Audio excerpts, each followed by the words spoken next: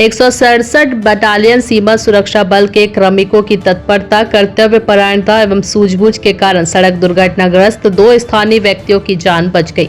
जवानों ने समय रहते दुर्घटना में घायल दोनों व्यक्तियों को अस्पताल पहुंचाया। 19 अप्रैल की सुबह 2 स्थानीय युवक राजकीय मार्ग 25 के पास सड़क दुर्घटना में घायल हुए। इसकी सूचना मिलते ही 167 बटालियन सीमा सुरक्षा बल के सामरिक मुख्यालय से धनंजय मिश्रा उप समादेष्टा, सुनील कुमार उप समादेष्टा व अन्य कार्मिक मौके पर पहुंचे और उन्हें अपनी गाड़ी में लेकर सामुदायिक स्वास्थ्य केंद्र दुर्ग कोंडल में पहुंचाया तथा उनकी चिकित्सकीय सहायता देना सुनिश्चित किया। 167वीं वाहिनी के इस कार्य के स्थानीय लोग तथा चिकित्सा कर्मियों ने काफी सराहना की। क्षेत्र के सीमा सुरक्षा बल के द्वारा इस प्रकार के जनताओं के हित के कार्य बड़ी तत्परता के साथ निभाते हैं और लोगों के बीच जाकर उनकी सहायता के लिए आगे बढ़ चढ़ कर हिस्सा लेते हैं। पखांजूर से विप्लव कुंडू की रिपोर्ट।